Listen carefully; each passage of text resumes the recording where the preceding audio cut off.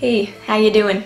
I know that since I've made videos criticizing feminism in the past, there's probably not a whole lot of you watching this, but for those of you who are, I would like to take some time and explain why I'm not a feminist. Lately I've been watching a lot of content by social justice creators, and I've come to realize that there's a lot more diversity and nuance among feminists than I had previously thought, which has been a really great learning experience for me, and it's been really interesting. So I thought, why not take the chance to share my perspective of the issue, because people who are critical of feminism aren't all the same either. And I know a lot of you are probably thinking, really, Roaming, another anti-feminist video on the internet? We have enough of those, like we get it already. But even though there are a lot of anti-feminist videos out there, they don't necessarily speak for me just because we both happen to disagree with feminism. Personally, I don't hate feminists, nor do I think they're all angry, overweight, man-hating, blue-haired lesbians. But in my opinion, there are still a lot of issues that stop me from associating myself with the movement.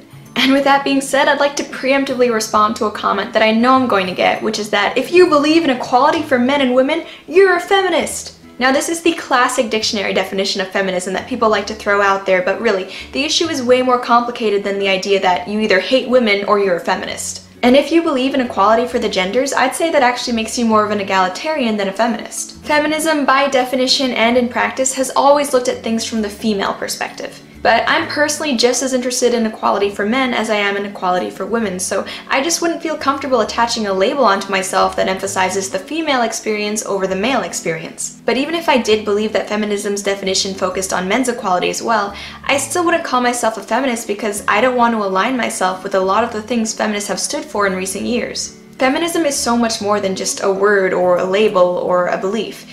It's a political movement, one that, in its current state, I have no interest in being a part of. And probably the biggest reason why I don't identify with feminism is that it tends to focus on equality of outcome instead of equality of opportunity. If you look at current feminist initiatives like the very often debunked gender wage gap or the shortage of women in STEM and corporate leadership positions, it's pretty clear that feminist ideology believes that in a perfect world where everything was equal, men and women would make the exact same decisions and would be equally represented in every way.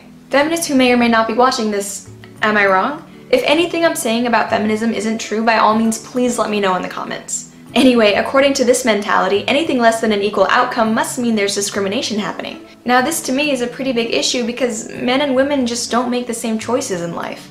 It's been proven that women work fewer hours than men, they have different priorities when it comes to flexibility and benefits, and they just don't want to take the same risks that men do in a lot of high-pressure jobs. Not to mention the fact that, in general, men and women are just attracted to different professions. Men and women make different choices in their lives, but it seems to me like feminism wants to disregard personal preference in favor of authoritarian social engineering.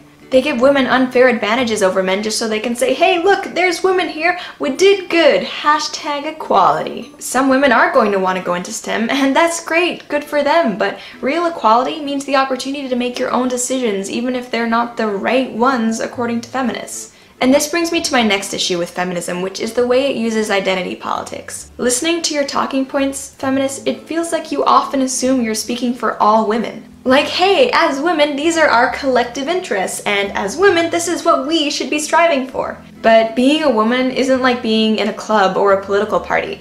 Women are all individuals with different beliefs and different opinions, so it really bothers me when people claim to speak on my behalf based on something as superficial as my gender. Being a woman doesn't mean I automatically have the same views as you, and in fact, on most topics, I actually don't have the same views as you. I wasn't going to support Hillary Clinton just because I'm a woman. I'm not going to support promiscuity just because I'm a woman. I'm not going to shame men for liking supermodels just because I feel threatened, and I'm not going to support internet censorship just because my feelings and ovaries. And I also don't like how many feminists will preach about women's solidarity but then brutally attack any woman who doesn't agree with them. It feels to me like feminists only want to raise women's voices as long as they have the same opinion as them, but that doesn't make you pro-woman, that just makes you pro your ideology. And finally, the last thing I'd like to talk about is how feminism attacks the family.